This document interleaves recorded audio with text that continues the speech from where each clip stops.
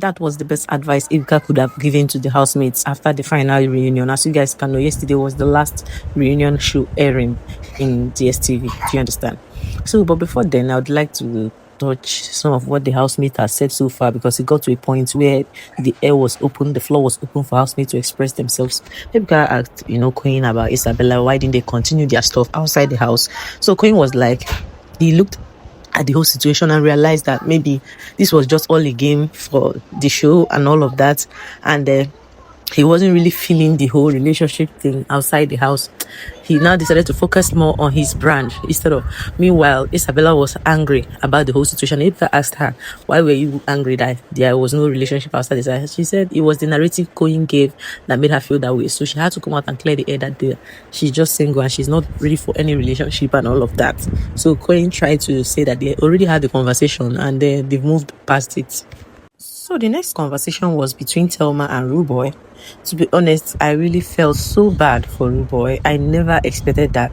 Thelma was just doing great at the beginning of this reunion, but what she said to Rooboy, I get the fact that you're trying to pass a message to someone that you're not really interested, but you see those statements, he wasn't really giving, to be honest. I was like, this is not even necessary.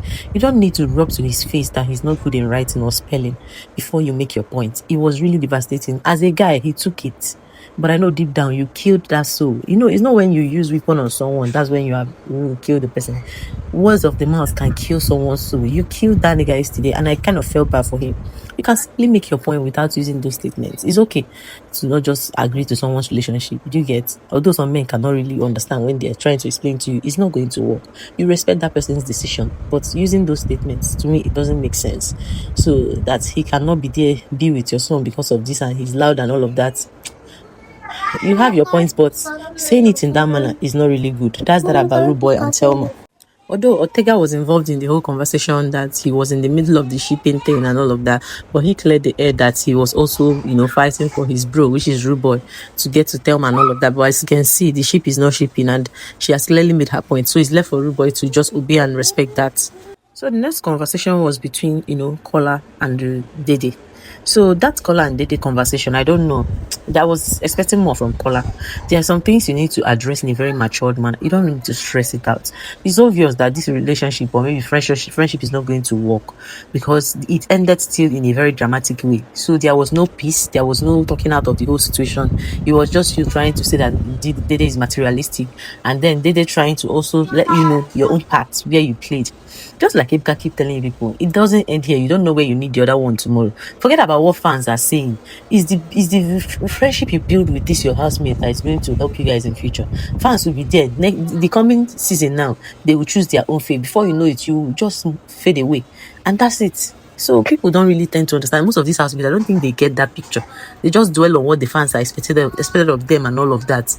So the conversation of Kola and Dede did not really end well. They just hushed it at some point and all of that. So I don't wonder how or why. I just hope that they settled their differences. So the next people were Gigi and Victory.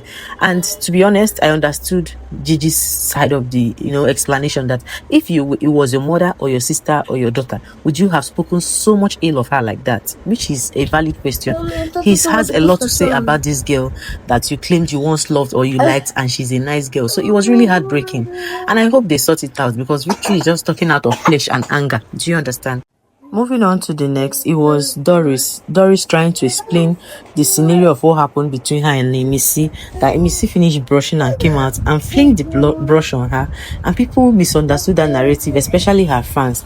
She had to just go in and then damp her own brush and come back and fling the same thing to Emisi, because that's exactly what she did to her. And Bright also bared her witness when she said that. And this Emisi was just acting like she didn't remember again. There are some things I was expecting her to have changed from this show. As someone that has already won the money, you just need some maturity to add to these things, because life has not, it's just vanity. If you understand this life, you just have to just settle differences and just move on with your brand and all of that. But it seems these people are just carrying this fan-based issue thing in their mind, and so but I understand Doris' part.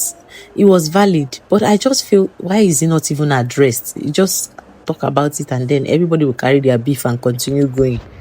So the next person is Joanna, who also was asking Denari whether she auditioned to come and be cooking for him in the house. It was just hilarious that they are seeing, and then she doesn't know what Denari is complaining about her and the whole hate thing and all of that.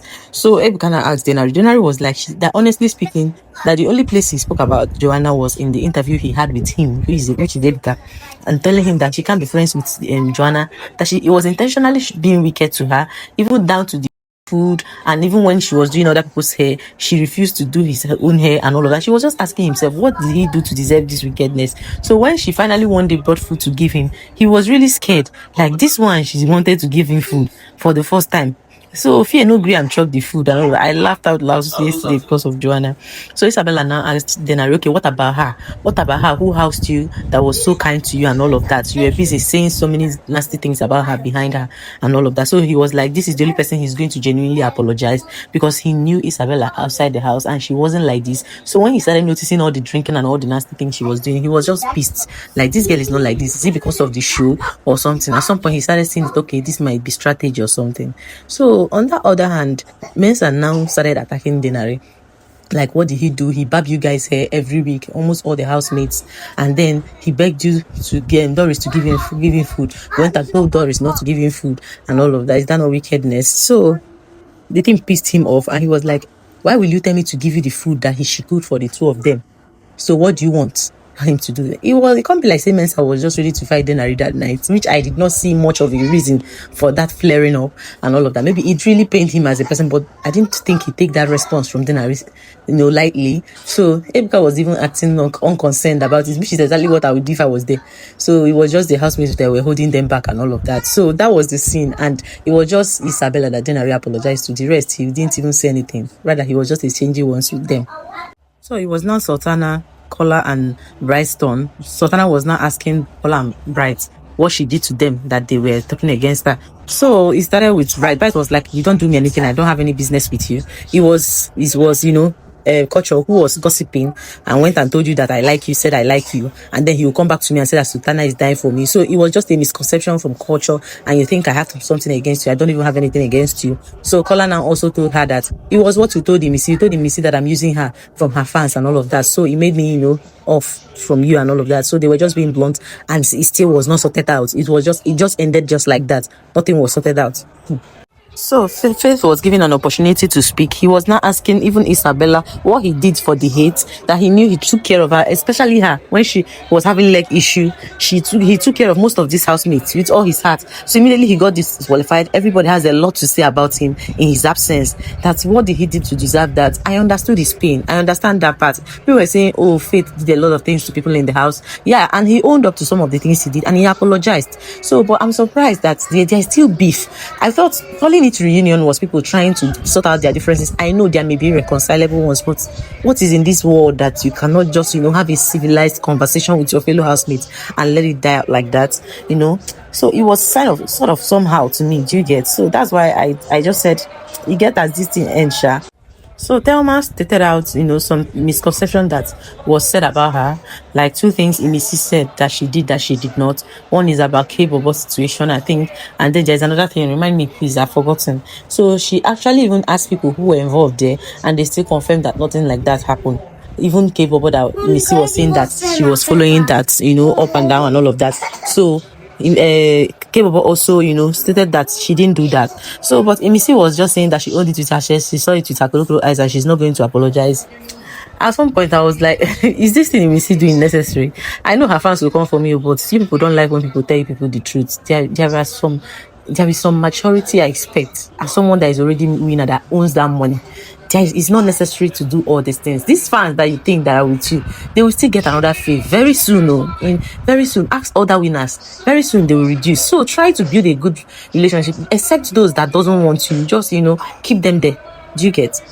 Well, I don't want to say much about that. So K-Bobo also tried to clear the air about people misconfusing what he did in the house, saying that he's a bad friend to Imisi and all of that. That you correct someone when she's wrong doesn't mean you're a bad person. Friends actually have issues and settle, just like the issue between her and Faith. That very day about the poor thing, that Imisi was wrong, that he still told her that thing at post show, but she said she's not going to forgive. So that's the point. And I like the fact that he hinted on that, so that people will not think that he didn't play his part. But somehow our reasoning most times differs. So there's no point saying much about it. Even if Ibifubara had to clear the air about people in the house thinking that she carries gist up and down after the issue of Big Soso and Tracy. So she had to clear the air, even with verification from Big Soso and Tracy. Even Tracy also said that she also had to clear herself about her issue with Big Soso, because Big Soso was busy telling people that she was spreading the information in the house.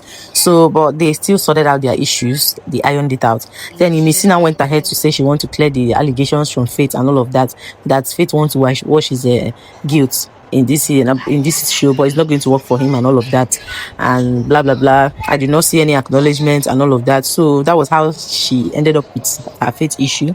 Then it was now time for Culture and Bright. Culture was like, he wants to act Bright, what he did to him and all of that. Bright now sincerely said he felt that you behaved like a snake in the house, especially the issue referring to him and Sultana issue and all of that. So, but why I'm concluding this thing this way? I love the fact that Ebuka gave them the advice they needed. Ebuka said so many things that hit a point that I wish these housemates paid attention, because this is life. There's more to life than all these quarrels, all these fights. It's okay to fight in the house.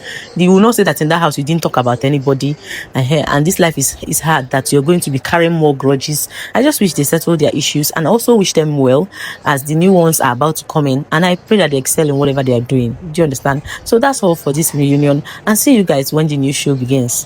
Bye.